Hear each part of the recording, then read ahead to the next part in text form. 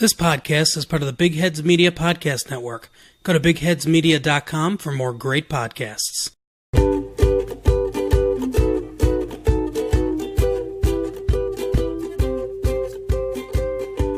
Hey guys, welcome to the Faves of Our Lives. I'm Kelly, and your other host is Brittany. Hey everyone.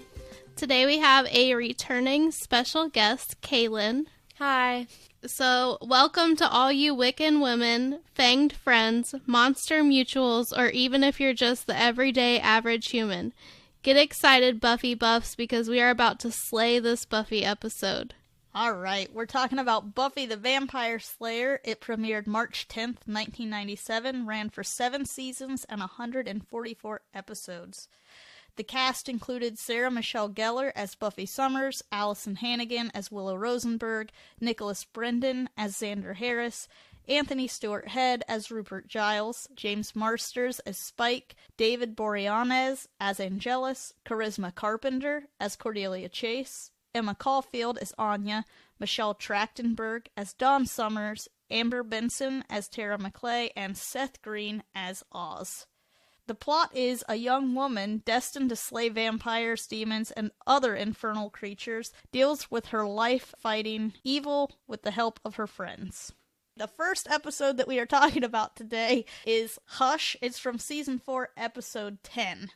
Do you guys want to start with any of your opinions on this episode? Well, it's creepy as heck.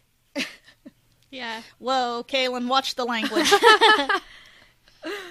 She's in school mode. Yeah. Yeah, I have to agree with that. It was definitely creepy as heck. If we're talking about creepy, how about the fact that this episode was chosen and I went days without being able to speak after watching it? Yeah, that was real creepy too. But it did give me the bright idea of carrying around a dry erase board with me. Yeah, we were supposed to record this episode last week, actually, and we had to delay it because it's kind of a bad thing to have laryngitis when you're a podcaster. The good news is, though, you didn't get your heart cut out. That's true. That did not happen. I can scream again if needed. This episode opens with Professor Maggie Walsh having one of her classes. Season 4 is when Buffy and friends are in their college years, so she and Willow are in a class. Professor Walsh, I don't even know what the lecture was about. I think they were talking about the importance of communication, but I could be wrong about that. So why did she have Riley lay Buffy down on the desk? Oh yeah, I don't know. I mean, there's no communicating happening. Well, that wasn't real. I know it wasn't real, but the dream doesn't even make sense. Yeah, but my dreams never make sense. Oh, that's a good point, yeah. Okay. Anyway, she has Riley Finn, played by Mark Blucas. She has him lay Buffy down on the desk, and he says something to the effect of, "Don't worry, when I kiss you, the sun will go away," which also doesn't make sense. But he kisses her and the sun goes away, and so does everybody else in the class. Buffy starts hearing this chanting, this very creepy chanting. She goes down the hallway towards where she's hearing this, and she sees a young girl holding a box. And you can finally hear the nursery rhyme, and I'm going to attempt to play the nursery rhyme for you, and I'll also read it in case that doesn't work. Gentlemen are moving by, looking in windows, knocking on doors. They need to take 7 and they might take yours. Can't call to mom, can't say a word. You're gonna die screaming, but you won't be heard. I think I'm gonna have nightmares. Yeah. I know that this isn't real, and I already watched this episode, but I still have, chills from listening to that. Okay, so in case you couldn't understand what was being said, the girl says, "Can't even shout, can't even cry, the gentlemen are coming by. Looking in windows, knocking on doors, they need to take 7 and they might take yours. Can't call to mom, can't say a word, you're gonna die screaming, but you won't be heard." So, what literal nightmares are made of. Mm-hmm. Buffy wakes up after seeing this. She's in class. She's been drooling.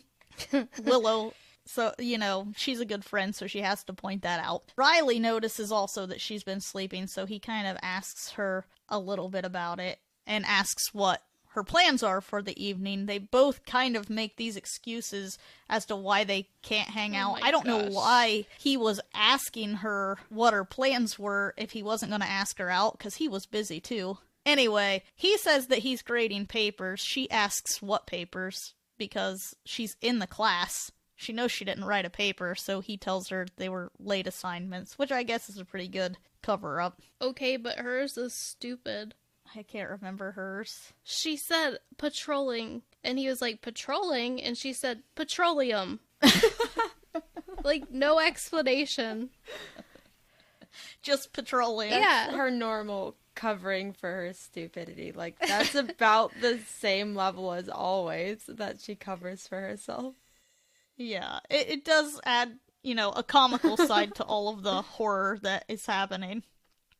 Buffy calls Giles and tells him about the dream. The main reason for this is because Buffy has had dreams before that have actually been prophecies. So anytime Buffy dreams about anything, she's always contacting Giles. Giles writes down all of the information, but I think at this point, he's pretty much just thinking that it's a dream, nothing more. Spike is at Giles's, and Giles tells him that he's going to have to go stay with Xander and Anya because he has a friend coming in from London. Xander and Anya are there as he's telling Spike all of this, and Anya, who is just as blunt as can be, says, "An orgasm friend?" Oh my gosh. I love that they're just passing Spike around like he's just a child and they're just co-parenting him. Like, okay, it's your turn. Yeah, and especially when you look back on season 2 when Spike was like the villain. He's trying to kill all of them. Right. But there's this whole conversation between Xander and Anya where all they're talking about is sex. Giles is really uncomfortable. He pretty much thinks of all of these kids as just that, kids. He's been around them since high school. He's watched them grow. They're in college now, but in his mind they're not adults and he does not want to hear about any of this. Xander is not very keen on the idea of keeping Spike. It's pretty clear from the beginning of the series that Xander really doesn't like any vampire or really anything that could be thought of as evil, which is why it kind of surprises me that he and Anya work so well. Yeah, that's true. Then again, all we really see him interact with are the evil individuals, or what he perceives as evil, that are in relationships with Buffy. And he kind of has a thing for Buffy, so maybe that's why. Xander basically just has to suck it up and let Spike stay with him because, Giles is the adult, I guess.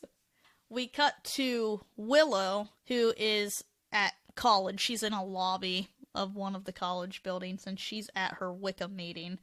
And these women are having all kinds of, I can't explain it. It's what you would imagine your typical meeting to be, not what you would imagine a group of witches to be discussing.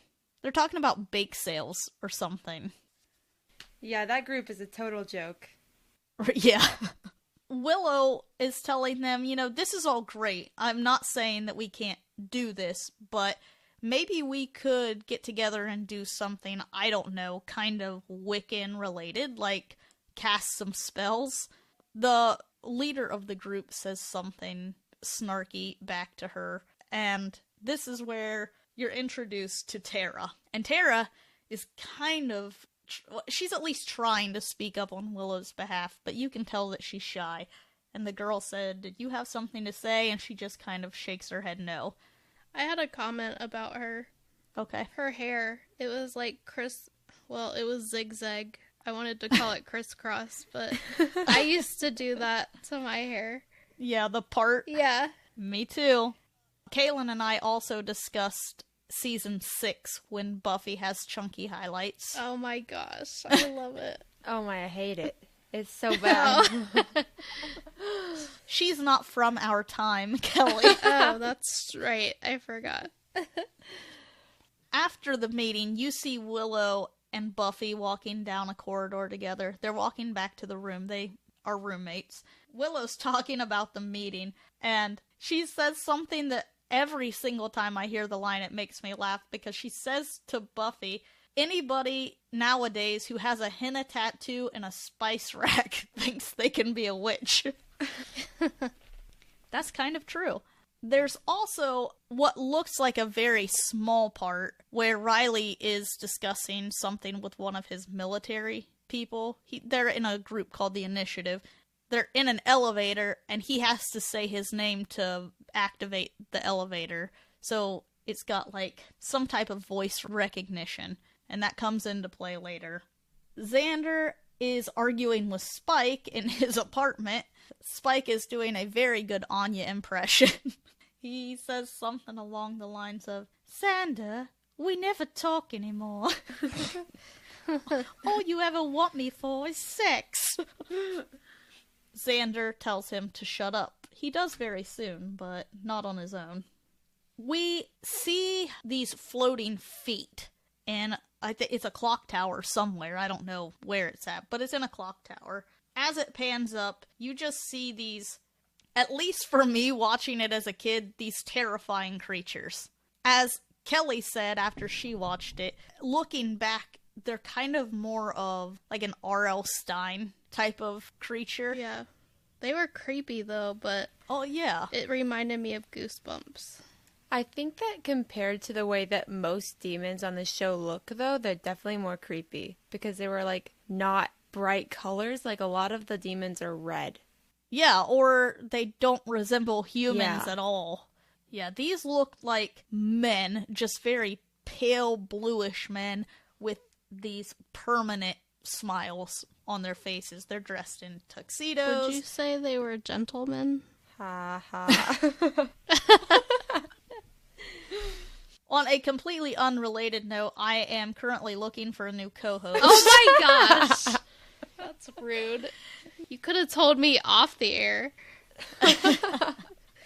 But yes, they are gentlemen. They have long flowing fingers. They're very quiet. They don't speak. Even when they clap, they just barely, they're like Baby Shark in it, Yeah. I guess. Great. Now I'm gonna have that song in my head. Did you just say Baby Shark in it? Yeah, I did. Do, do, do, do. We have kids, I'm Kayla. waiting for him to run in here and say, Shark do. Yeah. So they have this wooden box, which is what the little girl was holding in the dream. So we see now it definitely was a prophecy. They already have 2 or 3 hearts. So the 7 that they are talking about in the nursery rhyme, they are talking about hearts. So they obviously have not finished gathering their hearts. They open the box, and as they open the box, you see everyone in the town sleeping. Their mouth barely opens, and you see this white mist come out of their mouth. What they're doing is they're taking everybody's voices. So, you're gonna die screaming, but you won't be heard. You see Buffy wake up. She goes into the bathroom at the school. It's a shared bathroom. And there are a bunch of girls in there. One girl is weeping, but you can't hear anything. She thinks that it's kind of odd. She goes out into the hallway again. She sees 2 people seemingly arguing, but again, you can't hear anything. So she walks into the dorm room. She says good morning, but nothing comes out. Willow says good morning back, and nothing comes out. Buffy mouths, "Can you hear me?" And Willow says, "No, I've gone deaf." Well, I guess she doesn't say it. He But tries to. you get the idea. So Buffy shakes her head no and tries to explain to her that, it's not just her, it's everybody. We cut to Xander, who is in his parents' basement with Spike tied to a chair. And he's mouthing hello. He's trying very hard to talk. You see Spike start to attempt after he sees Xander struggling. Xander turns around and points at him, and he mouths you. So Spike just holds 2 fingers up like, I can't talk either. Xander thinks it is a good idea to pick up the telephone to call Buffy. I really want to make fun of him, but this is totally something I would do.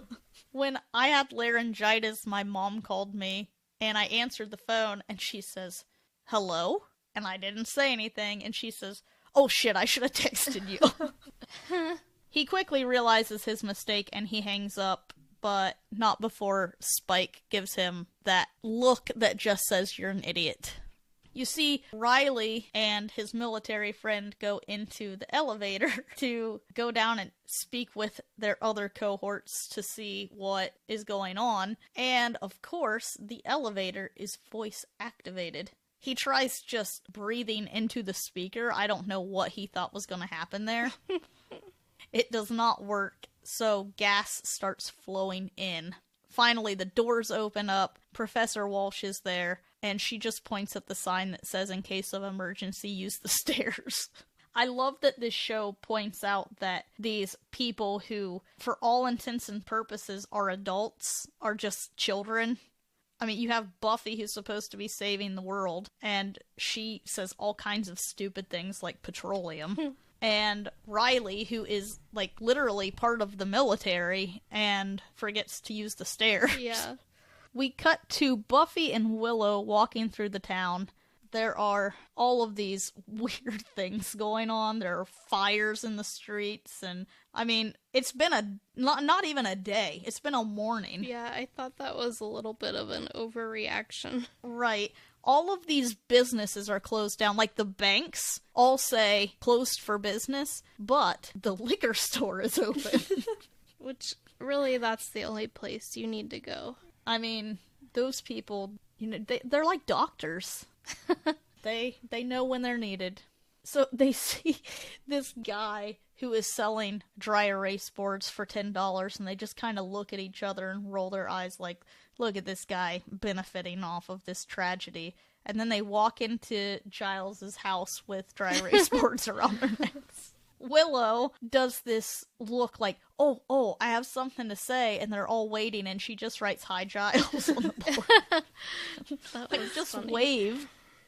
So, as they're at the house, a news report comes on, obviously from a different town, because all of Sunnydale, nobody can talk.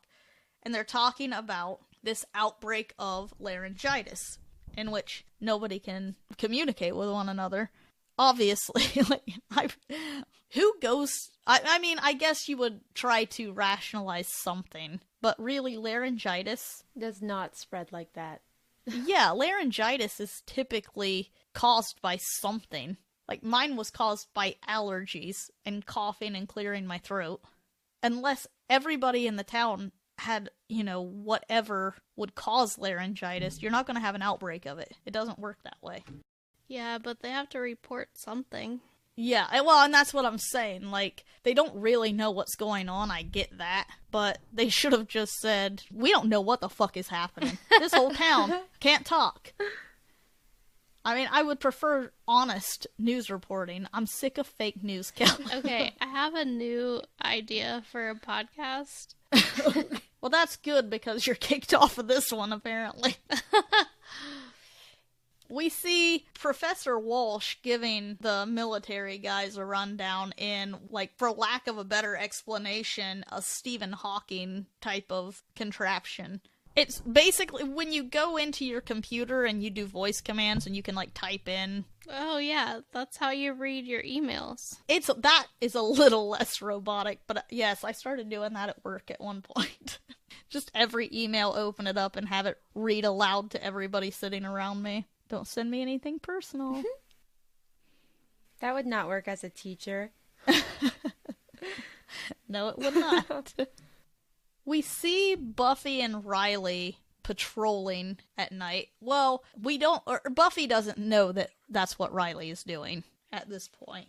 She just sees him while she's out. These two men are fighting and he breaks it up. You know, they can't communicate, so they obviously have to kiss. What else are they gonna do?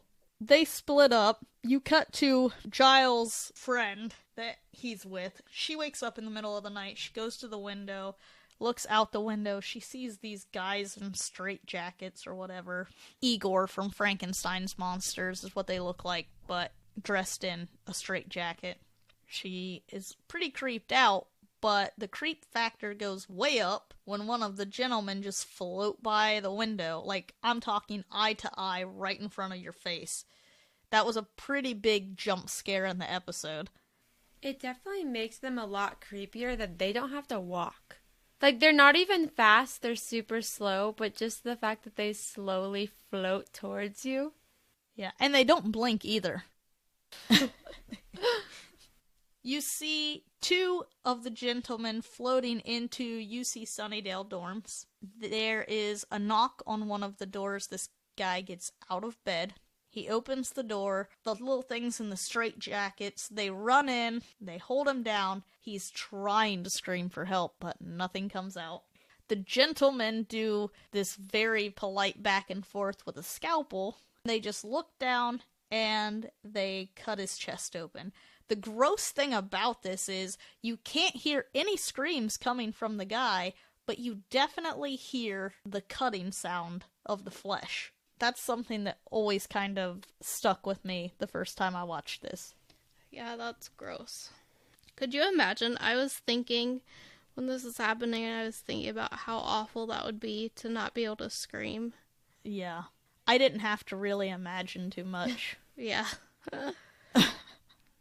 We wake up the next morning and Giles' woman has drawn a picture of what she saw. This makes him immediately go to this book of fairy tales, and he starts looking it up, and this is where the gentlemen finally get their name. Because we heard it in the nursery rhyme, but the nursery rhyme mixed with this picture is what makes it click for Giles. He's seen this before. He decides that the best way to let everyone know what is going on is to get this old overhead projector, and he draws slides. I don't know. PowerPoint apparently wasn't a thing at this point. I'm pretty sure it was. PowerPoint's boring. Ask Dwight. It would have been a lot less entertaining, so I will give you that. Some of our listeners have probably never seen an overhead transparency. That's probably true. Is that what it's called? Those sheets? A transparency? Yeah. Okay. I said it, and then I was like, oh, I don't know. So he has taken the transparencies, and he's drawn little... It's kind of like a comic strip. He'll put one on, take the next... Or take it off, put the next one on. He puts it on, it's backwards. Also, he has to have some type of classical music playing as he's doing it. It's this whole big dog and pony show. He puts the transparency on, and immediately everyone just kind of rolls their eyes and is doing the motion for it's backwards. He flips it. The whole lecture is saying who these creatures are, what they want. They want hearts. Well, first of all, the question that he proposes is, what do they want? Willow raises her hand and she points at her chest. It pans over to Xander, who grabs his chest and mouths boobies. That was my favorite part. Giles puts up the slide that shows that it's hearts, and Willow points to it and just rolls her eyes. He goes on, and he puts up a transparency that says, how do we kill them? Buffy says, oh, or mouths, oh. And she does the universal symbol for jack-off hands.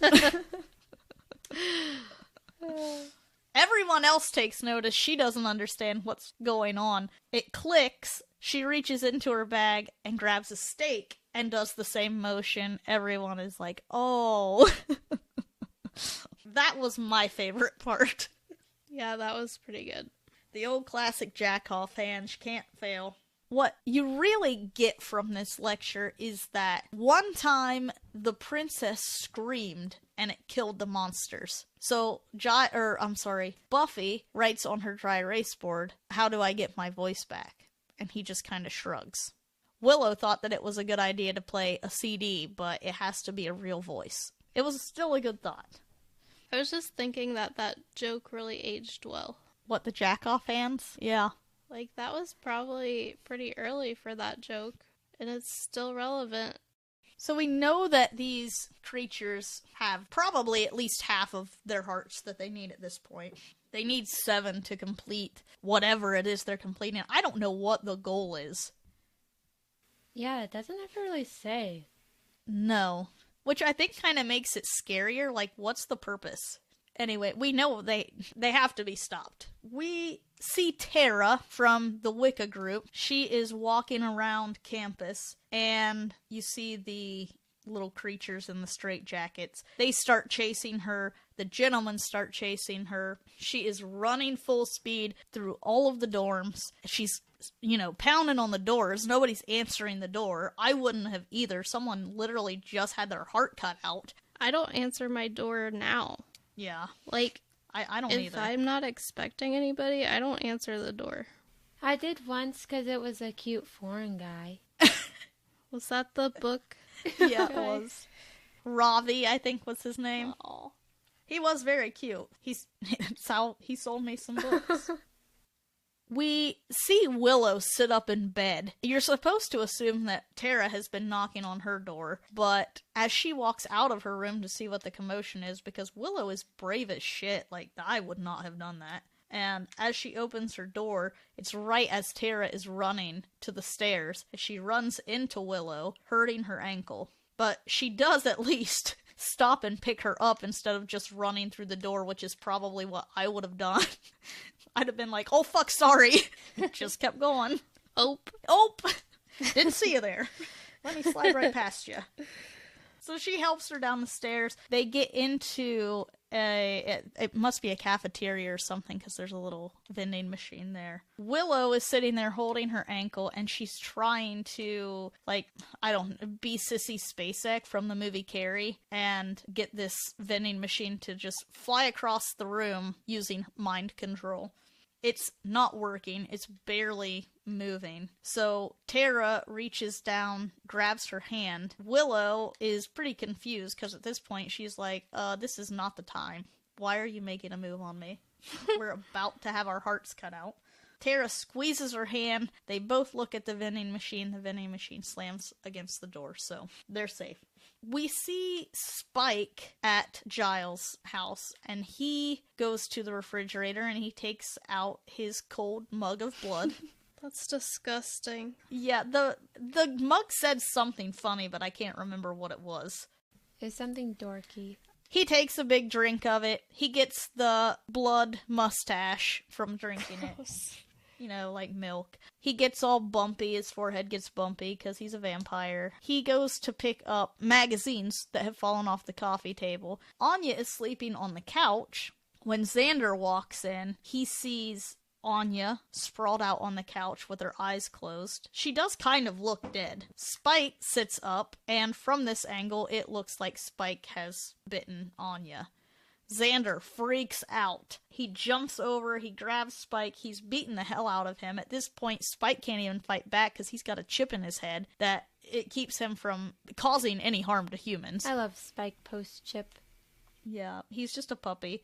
Spike is trying to get him to stop to explain. Anya wakes up during all of the commotion. He grabs her and he hugs her and he just kind of looks back at Spike like, sorry. He doesn't really feel bad.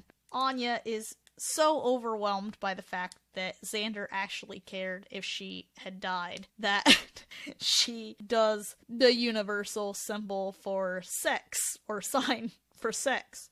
She is just so blunt. She is one of my favorite characters. Kelly, what are... Oh, sorry, I'm clicking. I didn't know you could hear that. I was trying to find like, what is she doing? A picture of the mug to see what it said. Oh, I didn't know what it was. Okay, so then we're in the clock tower. Buffy and Riley are fighting these monsters. It's just your typical action scene of, oh, Riley almost died, but Buffy saves him. Buffy almost died, but Riley saves her. She is being choked by one of these creatures. Riley is free. She sees the box from her dream sitting on a table with all of these hearts and jars. So she's pointing at it. Riley raises his rifle, slams it down on one of the jars. And he looks so proud about it, too. He looks back at Buffy like, I did it! She just rolls her eyes and shakes her head and does sign language for, well, I don't think that it actually is sign language, but she's trying to tell him that she means the box. He hits the box, all of the white mist flies out, it goes into Buffy's mouth, and she screams as loud as she can. These guys' heads just explode. Green, disgusting explosion. Like goosebumps. Yeah. Okay, you want to know what the mug said? Yes. Kiss the librarian. Okay, yes. Yeah, it was Giles's.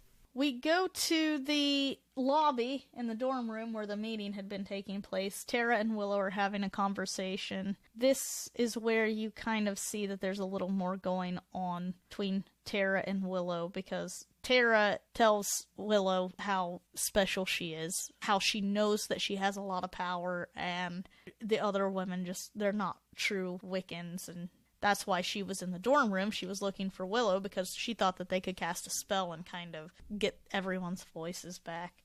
The irony of this is she's right. Willow is very powerful, and we'll see that in the next episode. We go back to Buffy's dorm room where Riley is there, and of course there's a lot of questions because they did not know that the other was part of, any kind of supernatural or military group. They sit down and they say, we should talk. And neither of them say anything, and the episode ends.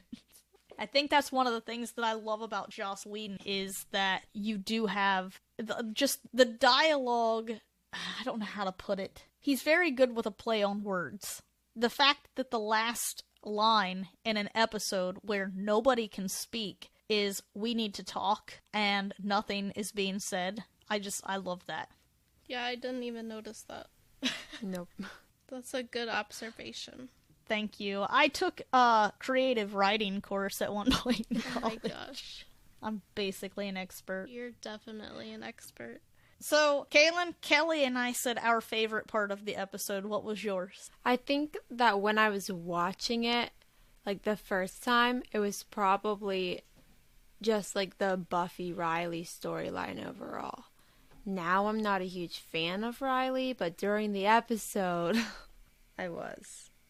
Yeah, I like looking back. I mean, I didn't know that Tara was going to be that big of a character. I mean, you could tell what was going to happen, but I didn't know that she was going to Stick around. stay. Yeah. Yeah. I don't know if that was planned or not, but I'm glad that they had her stick around because I really did like that relationship. The next episode we are talking about is called Tabula Rasa from Season 6, Episode 8. This episode is a 180 from Hush because it is not creepy. It is so funny. It's funny and heartbreaking, right, Kelly? Yes. The ending was sad. But you got a little Michelle Branch. Yes, I love Michelle Branch. I wouldn't have made it through high school without her CDs and also Avril Lavigne. Right. I also promised a certain somebody that I would let everyone know, because I was unaware of this, but tabula rasa is Latin for blank slate. Oh. I was trying to figure out who the certain somebody was. I figured it out. They're very insistent on you saying that. Yes. I was like, oh, I didn't know that. And she was like, didn't either of you take Latin? You're like, no. Who takes Latin? So this episode starts out immediately in a comical way because Buffy is patrolling. Spike comes up to her. He is wanting to talk about the kiss that they shared in the episode prior. I also got to watch the episode prior to this with Kaylin because it is the musical episode. And it's one of my favorites too. It is equal parts ridiculous and brilliant. Kind of sad we're not talking about that one. I know. Can I have an unpopular opinion? Sure. I haven't watched the musical episode on this show, but I don't really like when shows do that. I don't either. And I had this conversation with Kaylin because I'm not typically a huge fan of musical episodes. As much as I liked the singing by Sarah Ramirez in Grey's Anatomy, I did not like that episode. Yeah, no. It was very unnatural. Yes, but like Kaylin said, the sad thing about it is even if you hate that episode, so many important things happen in that episode that you can't skip it. Yeah. The musical episode, we're going off on a tangent here, I apologize, but this musical episode, it makes sense in this type of show and this universe because, I mean, basically they're under a spell. They're having to uncontrollably sing their deepest desires and thoughts that they're trying to keep in. And they're fully aware that this is happening. They're trying not to. Yeah. And, like, the bad thing about it is that they dance until they what, spontaneously combust? Yes. That's awful. Yes. And Joss Whedon wrote the songs and the music and everything for it. It's so brilliant, but it's also ridiculous. And I think that's what I liked about it. Sometimes the musical episodes of these shows, people take it too seriously and they, like, bring in orchestras and these musicians to write all these elaborate songs, and Joss Whedon was just like, you know what? I'm gonna write the songs just like I write the dialogue. It's just gonna rhyme. But in that episode, Buffy and Spike kiss at the end, so he wants to talk about this kiss. Buffy is not having any of it. She don't want to talk about it. It just happened. It was all the music and everything. Had nothing to do with any feelings that she had. Okay, but even when, like, right before she kissed him, she sang the words, "This isn't real, but I just want to feel." Right. As they're having this conversation, you see, I guess the thing's name is Teeth. What I love about him is he's a loan shark. He is a literal, like, shark creature. Do, do, do, do. Oh my god. I can't deal with you right now. Well, I mean, I didn't choose the episodes. He literally looks like a character from Baby Shark music video. He is confronting Spike about his kitten debt. This is a really weird situation. I don't know what you're talking about.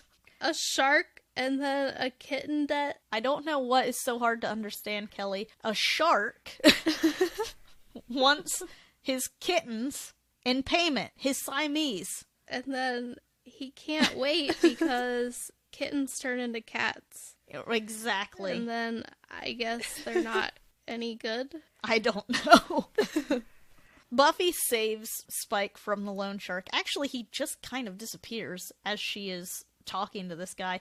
This guy wants her to basically... See, I say basically so much. This guy It's 'cause wants you're her... basic. What is wrong with you today? Nothing.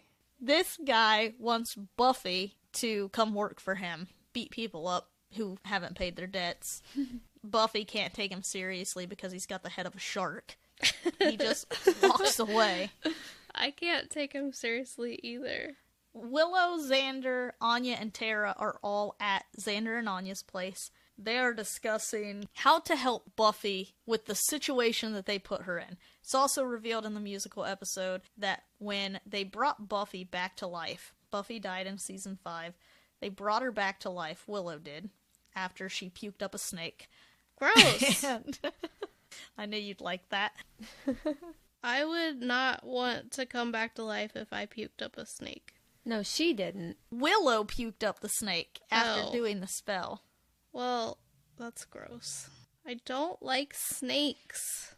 They thought they were saving Buffy from some hell dimension, but actually she was in heaven. So they pulled her out of the most peaceful place that she could have been in back into the Hellmouth. They're trying to figure out how to help her, but they're also kind of talking about their guilt that they have. Xander wants to do a book club. Well, scratch that, because he doesn't want to read books, so a video club? Willow says, I can fix it. I know a spell. Tara loses it. She's like, we're not doing a spell. Xander and Anya realize that they are in the middle of something, and Xander says something like, I gotta go get that phone. You probably don't hear it. High-pitched ring, ears like a dog. I love when people say things like this. Like, I have a little story. Okay. One time when Chloe was a baby, she had a blowout diaper at my parents' house. And my dad, instead of saying like, oh, I have to go do whatever, he was just like, I have to go do something else. And that was it. And I thought that was hilarious. That is very funny. I like that. I'm gonna use it. Willow and Tara, they get into this big blowout fight where Tara thinks that Willow is using too much magic. It's not good for her. This is after the last episode that we just watched where that was the appeal. So, what do you want, Tara? Yeah. But I also kind of agree. At this point, we are seeing magic used as a metaphor for drugs, though. I kind of like that. Yeah, and I was too dumb to realize that. And then when you pointed it out, I was like, oh, yeah, that makes a lot of sense. Magic is used as a metaphor for a bunch of things. So, like, in season 4 and 5-ish, it's used as a metaphor for sex. Like, that's why Tara and Willow have this connection. And in this time frame, you couldn't show a gay couple on television in any kind of intimate way, because, you know, think of the children. Yeah. So, they kind of had to use magic as subtext. Then you cut to season 6, and I guess things had changed a little bit. You still don't see a lot, but, you know, there's still... It's an established relationship, so I think that they were more okay with it. And so magic went from sex to drugs. Both will get you killed in a scary movie, by the way. Agreed. Tara tells Willow that she knows that she used that spell on her, the one that she's wanting to use on Buffy to make her forget. And she's not okay with it. She just says, you know, you're messing with my mind. You could have really hurt me. Willow thought that she was doing good because she was just trying to get them through a bad situation. But you can't do that without the other person's consent. Like, that's not getting through anything. So Tara gives Willow an old tomato. And she tells her, if you can go a week without using magic, we will reevaluate this. I may or may not leave you, but we can at least look and see if, you know, we can try this. Willow is really upset. I mean, she thinks that she can go a week without magic. It'll be easy. She had offered to do a month, but she's still upset because she can see the writings on the wall and Tara's gonna want to leave her. Or potentially leave her. You go to the next morning, everybody's getting ready to go to the magic box. Willow isn't ready. She's still got her hair up in a towel wrapped around her, and she tells everybody, you go ahead, I'll be there in a second. Tara kind of rolls her eyes a little bit, but at this point you're like, you know, if someone's used to just making everything happen in an instant, you can kind of understand why they would be late. They're not used to it. But as soon as she walks out, Willow steps up the stairs and right back down, dressed, hair's perfect. Everything's fine. I wish I had that capability. It's dangerous, Kelly. Magic is nothing to play with. Okay. Willow has this bag full of flowers. It's the same flower that she used to do the forgetful spell on Tara earlier. She goes to the fireplace. She does the spell to help Buffy forget that she was in heaven, but also Tara forget because, you know, she's doing everything she can to keep this woman, except for actually doing what she was asked to do.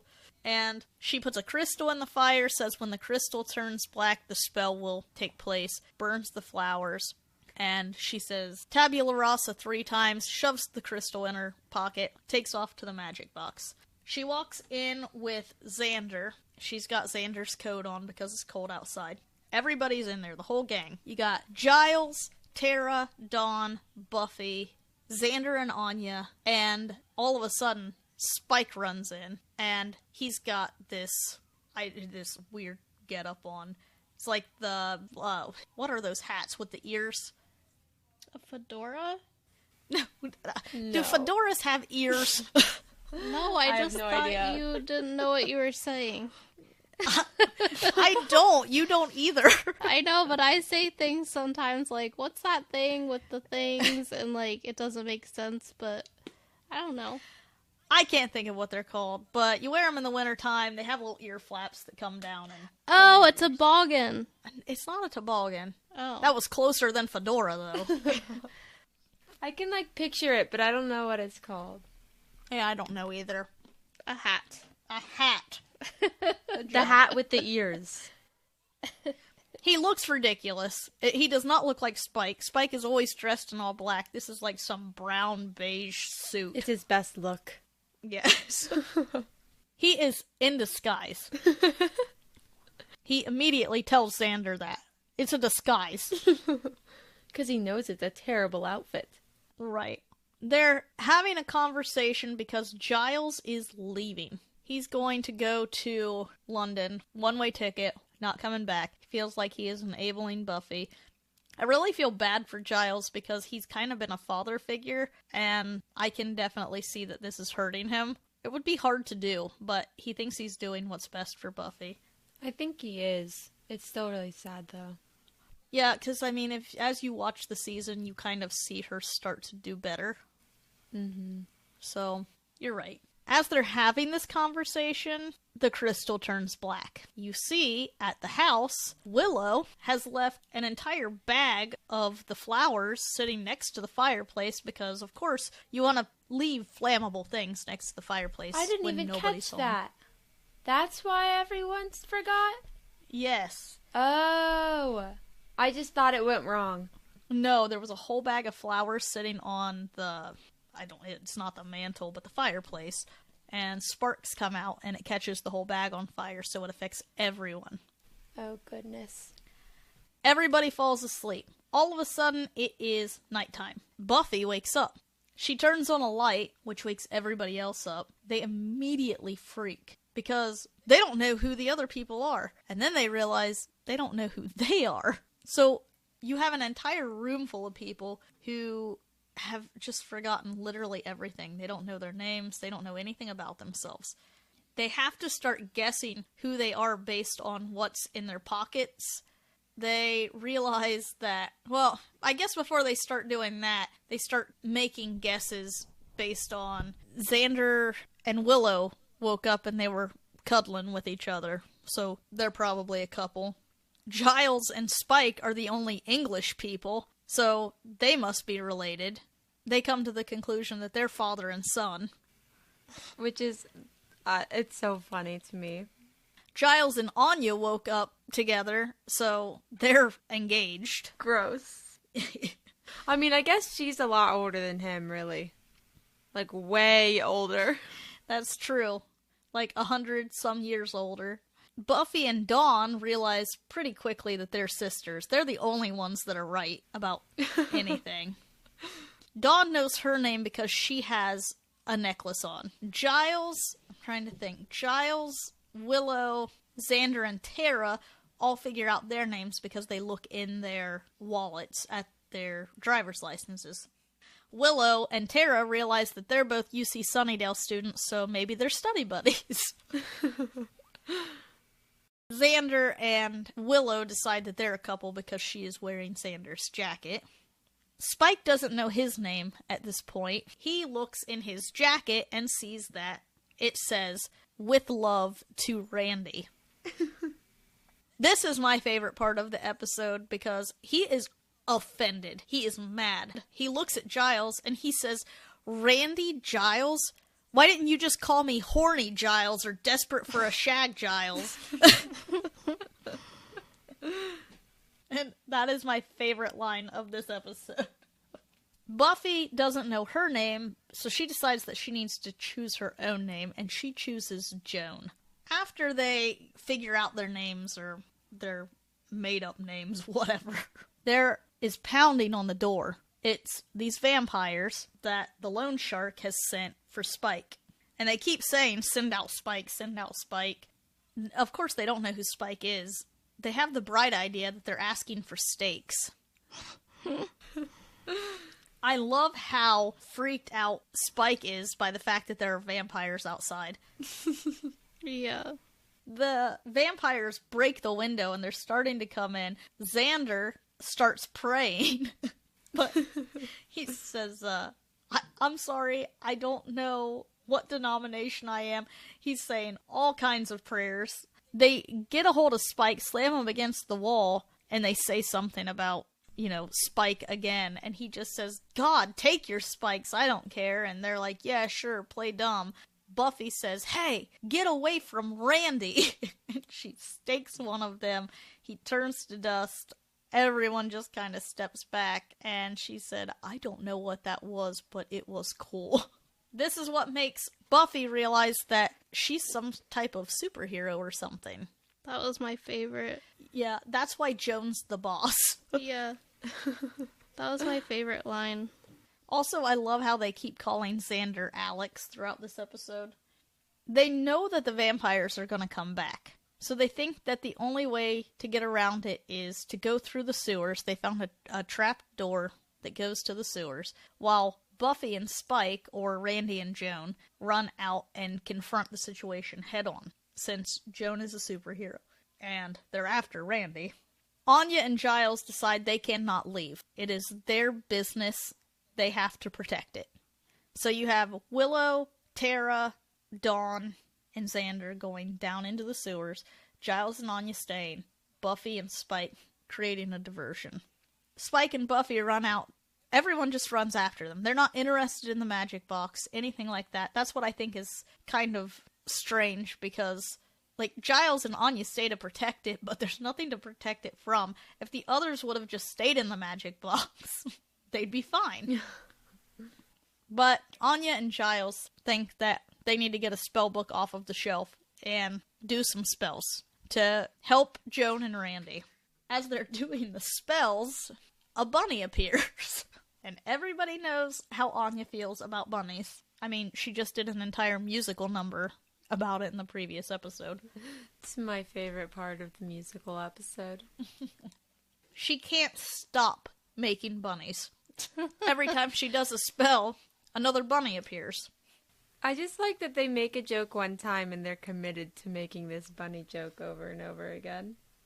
It's like season 4, there's a Halloween party, and they tell Anya, who's not used to Halloween, just dress as the scariest thing you can think of, and she shows up as a bunny. Just this offhand joke, okay, you know what, we're gonna just keep bringing this up. And it works really well. She also summons this skeleton that Giles has to sword fight. They end up getting into a fight. Giles finds the ticket in his breast pocket. He tells her, you know, you are unbearable. It's no wonder I'm leaving you. And she says, you're leaving me? And he pulls out the ticket and he says, one-way ticket to London. Just one ticket. So she takes off her ring and she throws it. It's just this whole, you know, it just cracks me up. They don't remember anything, but yet they have all of these passionate fights with each other. The 4 are down in the sewers, and at this point they are running from a vampire that's down there looking for them. It puts Willow and Tara in very close quarters with one another. It's very awkward. They're like face-to-face breathing on each other. All that. You see the sexual tension. This is where Willow has the conversation with Dawn, because Dawn asks her if she's okay, and she's like, you know, I mean, I guess I'm okay. I'm down in the sewer. I'm hiding from a vampire. I'm all sticky and sweaty and scared. And I think I'm kind of gay. That also was a throwback to an earlier episode. Joan and Randy are fighting the vampires. Randy hits a vampire and realizes he's a superhero too. And he turns around and he tells Joan, only for her to see his vampire face. So she takes off running. He catches up to her. She tells him that he's a vampire, and he just doesn't believe it. Because why would he not be wanting to bite her? He realizes he must be a noble vampire. A vampire with a soul. And she says, a vampire with a soul? How lame is that? Pretty lame. We had to go through 3 seasons with Angel, so... They decide that they are on each other's sides. They're gonna fight together. They're fighting all of these vampires, as you see Xander and Anya finally find the right book and the right spell to make all of the bunnies and skeletons and whatever else was growling and going to eat Anya's ring. They make up. And when I mean they make up, they're like, oh, we should have never fought, I love you, and Giles dips her and kisses her. You see the 4 in the sewers jump down to get away from the vampire. As they jump down, Xander is fighting the vampire off. Willow falls. The crystal falls out. She falls on top of Tara. And while they're about to die, they decide that this is a good time to have a makeout session, I suppose. But you don't actually get to that. It's as good a time as any. Well, I guess. Xander kills the vampire, stands up, steps on the crystal, and you just see the realization in everybody's eyes. They come to... They immediately know what happens. This is horrible news for Willow. It also is horrible news for Giles and Anya, who is in the middle of kissing each other. Not awkward at all.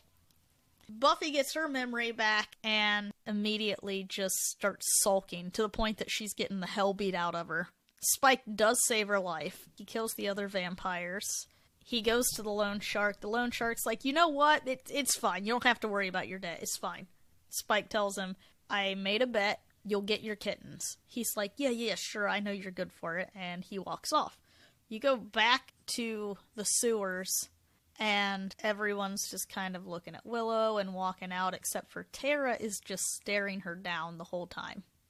You can just tell, like, not only did she not keep her promise about the magic, she used the exact same spell that they just argued about. And I'm a huge Willow fan, but sorry, Tara is absolutely right in this scenario. Yeah, I agree. This is where we cut to the Michelle Branch montage. That's what I'll call it. It is her very popular song, Goodbye to You. It was the perfect song for this moment. My only question is, how the hell did the Bronze get Michelle Branch? Like, Kaylin, I know that you watched the series. Have you seen the other acts? Well, Oz was pretty good. Oh, yeah. Okay, so Dingo's Ate My Baby plays at the Bronze, and Michelle Branch. Anyway, she's very good. Very, very good. It's a good performance. And you see Willow, she's just sitting on the bathroom floor. She's defeated. She's crying. This is the end. She knows it. Tara is packing all of her stuff. She's leaving her. Dawn is standing outside when Tara walks out with her bags. She's just... She can't even talk to Tara. She's so upset. I feel so bad for Dawn. She's just caught in the middle of all of this all the time. Right. And everybody's leaving her. Giles is going to London. Buffy just came back from the dead, and she's not completely herself. Now Tara's leaving. Willow and Tara are... I mean, you have Xander and Anya at this point who are together as well, but really Willow and Tara are the only, like, nuclear family unit in the house, and they're splitting up. Yeah, none of it has anything to do with Dawn. Right. She's just suffering. You see Giles on the plane. He's crying because he's left Buffy, and it's the last thing he wanted to do, but, you know, he had to do it for her own good. Buffy is sitting at the bar, upset that Giles is leaving. I'm sure that she's also feeling bad for Willow, because she knows, you know, what's going to happen.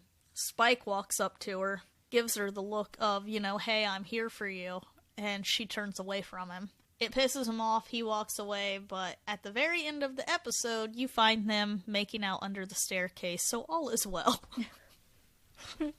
Which, I mean, if anything's gonna get me to make out with someone who I may or may not actually want to make out with, it's gonna be Michelle Branch live. And that's the end of the episode. Kaylin, what was your favorite part of this episode? The creation of all of the bunnies. Yeah, that was pretty good. I also like when they're trying to leave the magic box and they're like, well, who's driving? And Spike says, old Dad'll drive. I'm sure he's got something out in the parking lot. You know, red, shiny, shaped like a penis. Oh my gosh. The funny thing about that is when my mom and dad got divorced, my dad kind of went through, I don't want to call it a midlife crisis because I don't think it was really that. It was just him trying to find himself. You know, he was married for 22 years. He'd never been alone, so he was just trying to learn who he was without someone. And one day he just pulled in and he had a 86 Firebird. And it was red, shiny, and kind of shaped like a penis. So there's some truth to that.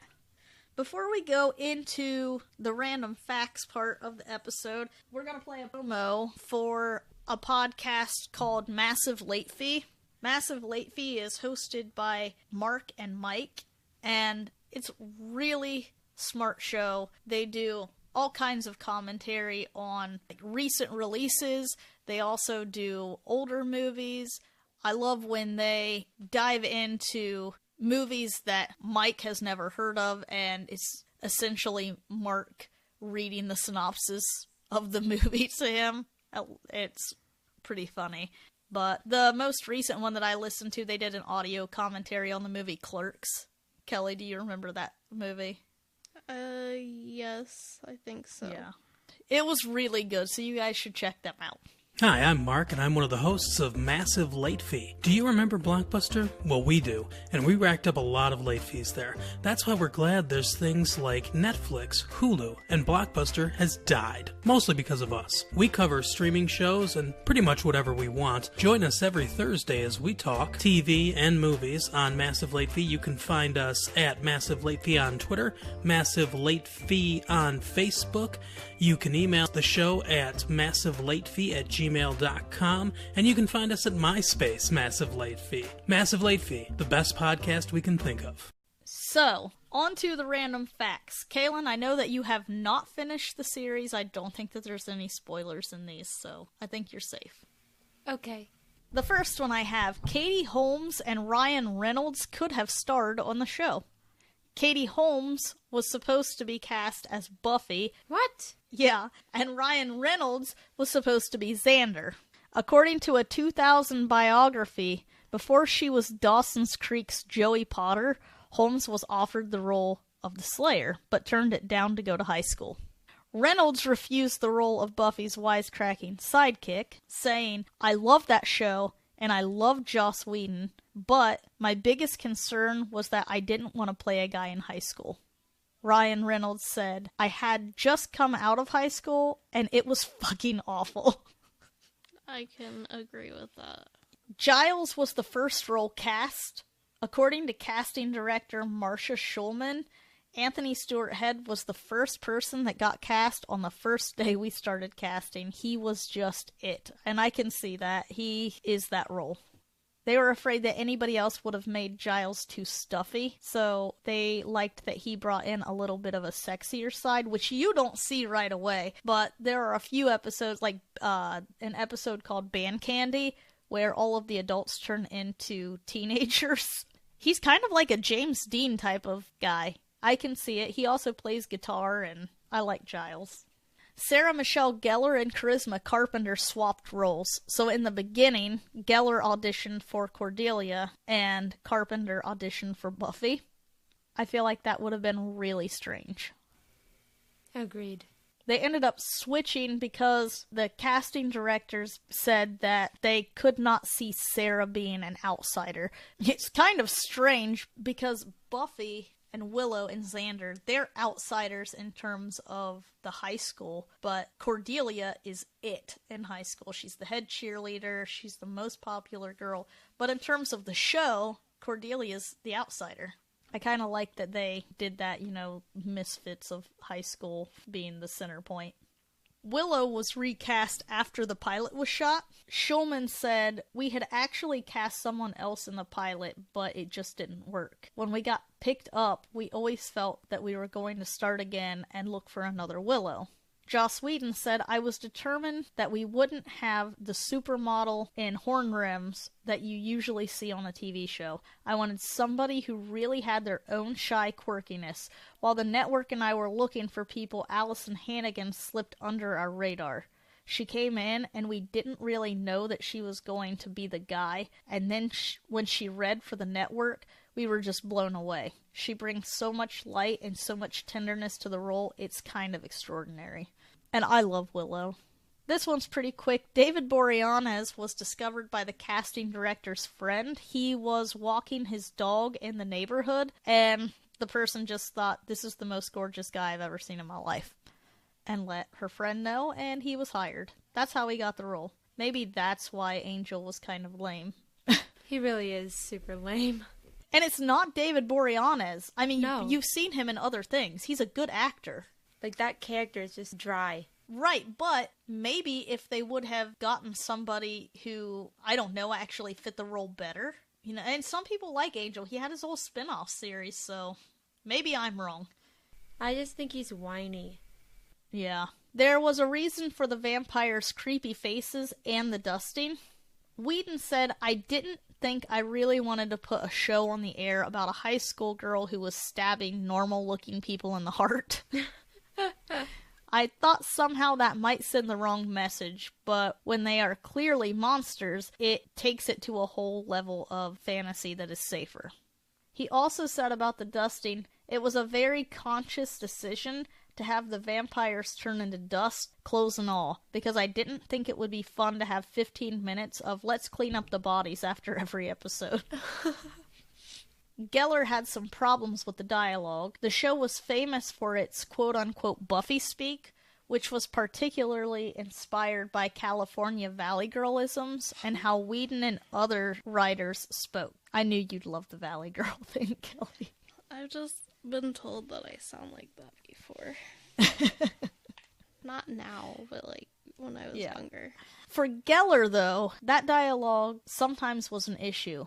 Joss had his own sort of language. This is a quote from her. Joss had his own sort of language that's difficult for us mere mortals to understand.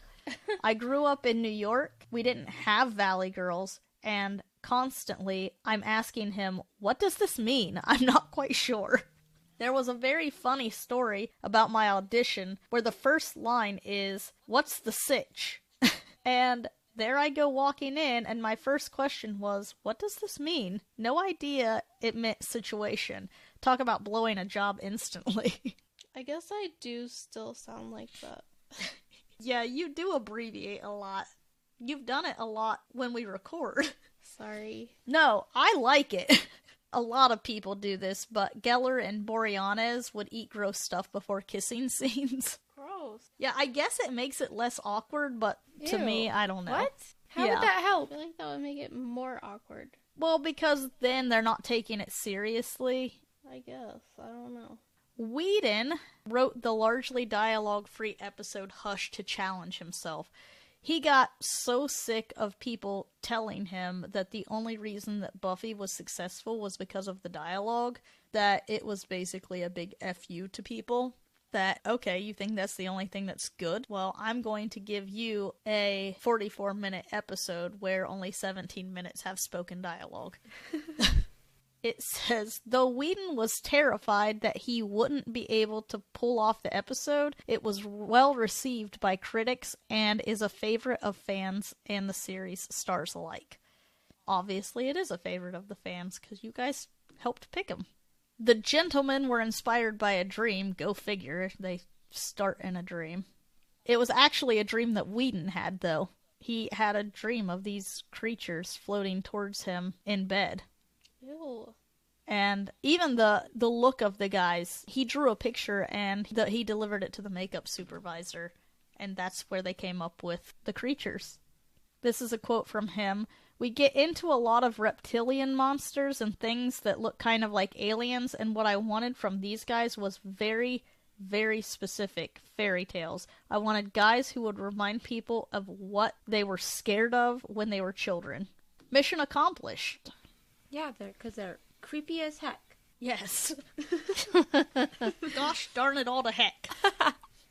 Geller knew what would happen in Season 5 well in advance. Several moments in the final episode of Season 3 foreshadowed two major events in Season 5, namely that Buffy would get a sister, Dawn, played by Michelle Trachtenberg, and that the Slayer would die at the end of Season 5.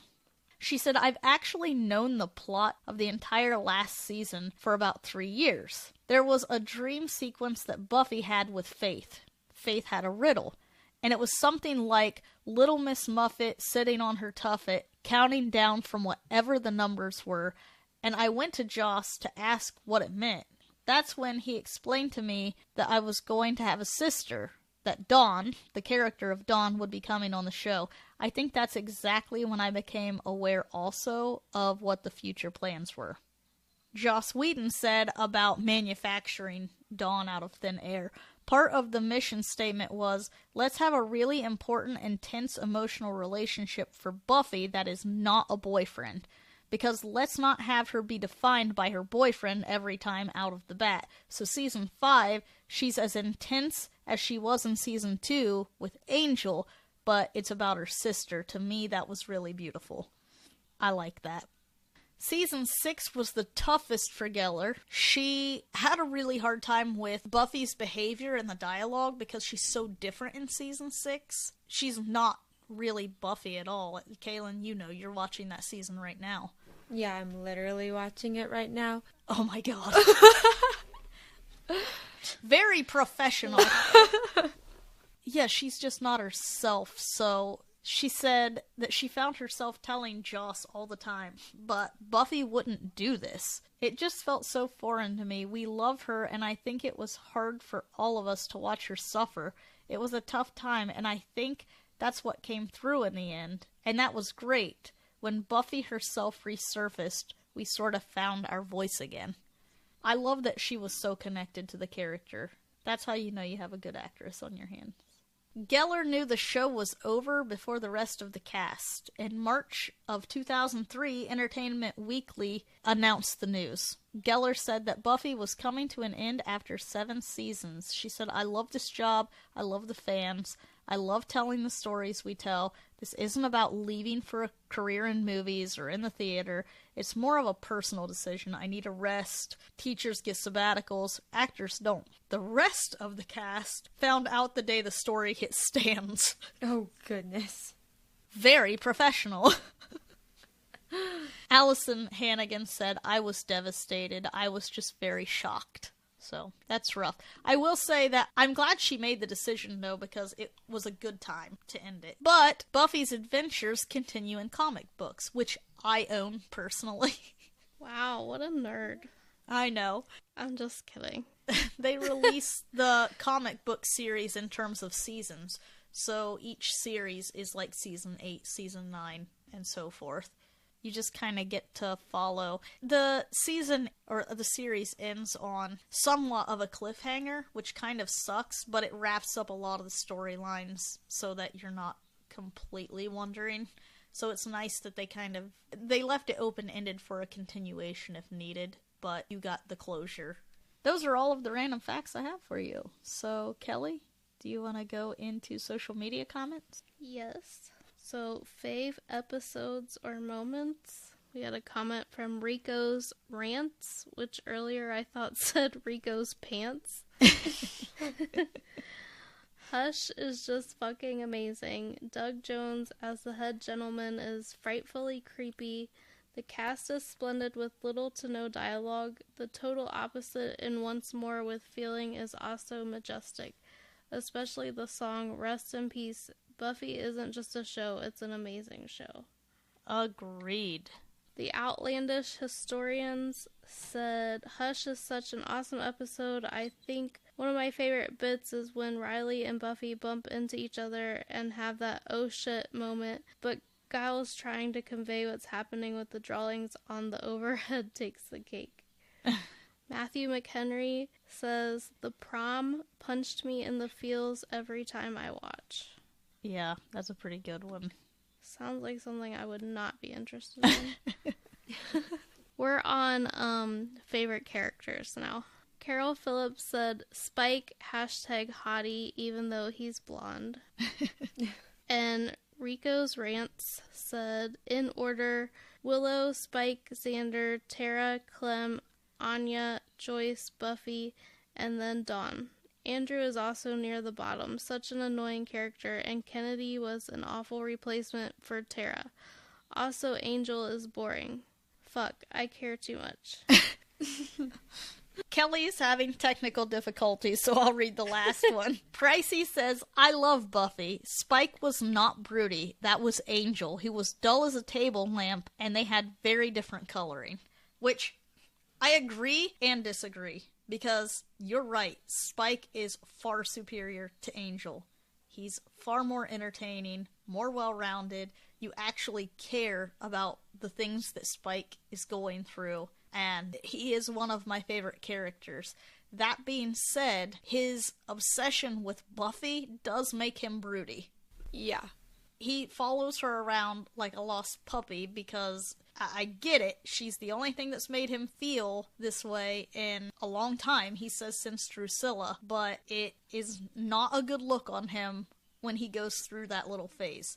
Kelly, out of just these episodes, These are the only 2 episodes you've seen, but out of these 2 episodes, who is your favorite character? I like Willow because I like Allison Hannigan. Yeah, I love that you were like, I totally forgot about Bandcamp Allison Hannigan. Yeah, she's so like American Pie on the show, and on How I Met Your Mother, she's not. She's like older and more mature. Yeah, I like Buffy too. I like Sarah Michelle Gellar. Yeah. Willow was my favorite.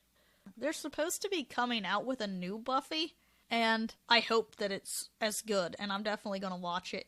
But it's hard for me to picture anybody but Sarah Michelle Gellar as Buffy. So I'm anxious to see how it's going to turn out. Are they not going to have her do it? No. It's completely... I can't remember who the actress is, but I read somewhere that the actress who was booked to be Buffy was actually a black actress.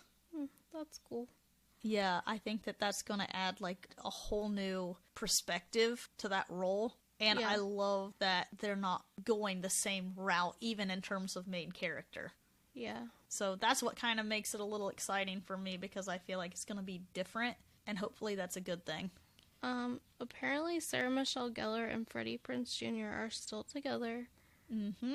That's exciting. That is exciting. I think they're both adorable. Well, usually I'm like, are they okay? Well, wonder no more. Kaylin, who is your favorite character? Buffy and Willow. So the same as Kelly, but flipped. Yeah. Giles. Spike. I don't know after that. Oh, wait, I forgot Dawn. Dawn's above Giles. I won't go through the whole list, but my favorite is Willow. My second favorite is Anya. I just think that she is ridiculous, and I love it. So yeah, that is all we have for you this episode. I think it was enough. Yeah. That's a long episode, but it is... This is my favorite show. I feel like this is a show that has no plot holes. It's so good. Yeah. Even things that you're like, what the hell is going on? You know, they just introduced Dawn. You don't even know. They don't even explain it to you. She's just there. One episode. It's crazy. And they all are acting like she's been there the whole time, and you're like, what is happening? Yeah. It's like these storylines that shouldn't work and seem ridiculous. They work. And they always cover the bases. It's an amazing show. And I'm glad that you guys chose this one, because I am behind you 100%. Yeah, I really did enjoy the episodes that I watched. Yeah. I might have to watch the whole show, which I say that all the time. I think that it has a little bit of everything for whoever's watching. I will say, for people who have not seen the show and are going to start watching it, the first season and some of the second season, it's pretty campy, but you gotta stick with it, because I promise you that the plot and the storyline, you catch on pretty quick. By season 3, it's like super intense and you can't stop watching it. Yeah, obviously. Kaylin is literally watching it as we're recording. I'm sorry. She can tear herself away. The next episode that we're going to be dropping is going to be Survivor. It's going to be a little different than how the rest of season 1 has gone. It will be more of a discussion on the show in general. I mean, this show has, 38 seasons, I think. That's a lot. Yeah, it's just really hard to pinpoint an episode, especially with the type of show that it is. So we're going to be focusing on the show in general. We're going to be asking you guys what your favorite gameplay has been. You know, there's been a lot of big power moves throughout the entire series. What your favorite season or season twist has been. That type of thing. That's going to be really exciting. Also, that show is going to drop on the day that the new season premieres. So that should be fun too. Just a little, refresher of the entire show. So stay tuned for that. Also, we are going to, in the month of October, every week, we're going to drop an episode of 5 of your favorite horror movies. We put out a poll on everyone's favorite scary movies. The winners were Psycho, Halloween, Scream, the original It, and... I'm sorry, did you just find that out? Yeah. And The Witch. The Witch. Oh, I think I've I think I've seen parts of that. I've not seen any of it, so that's going to be brand new. We have a few of those episodes recorded already, and I promise you guys that it's going to be fun. I found myself laughing as I was editing, so stick around for that. Spooky. So stay tuned for all of that and more. Just keep looking for our questions that we're putting out on social media. Let us know your opinions on whatever we're doing that week, and we look forward to reading those. Kaylin, thank you very much for coming back. Yeah, you're welcome. Oh, I have a quick shout out. Okay. I just want to shout out to our work friend Angie because I know she listens. Thanks for listening. Yes, we do appreciate all of the support, and she came up to me and said, "Hey, I found your podcast. I really like it. You guys do a good job." And that made my entire day. No. I'm glad because when she told me that, I was like, oh no, you listen to our podcast. But yes, we love hearing the feedback. Yeah. I just get nervous when people listen to it because it's just because, like, I'm a lot more free-spirited on the podcast than I am at work. True. Very true.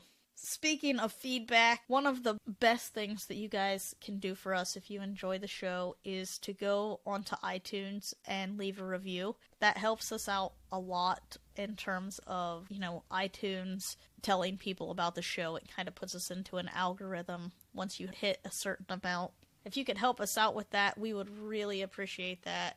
Let us know how we're doing. Even if you have, criticism, if there's something that we're doing that you don't like and you think that something else would work, let us know. We are very receptive to any ideas that anybody has. So thanks for listening, everybody. Bye. To interact with us and have your responses read on the show, follow us on Facebook and Twitter at the Faves of Our L1, and join us on Patreon for bonus content and special merchandise at patreon.com/thefavesofoural1. That's the Faves of Our L and the number 1. You can also email us at thefavesofOurLives@gmail.com.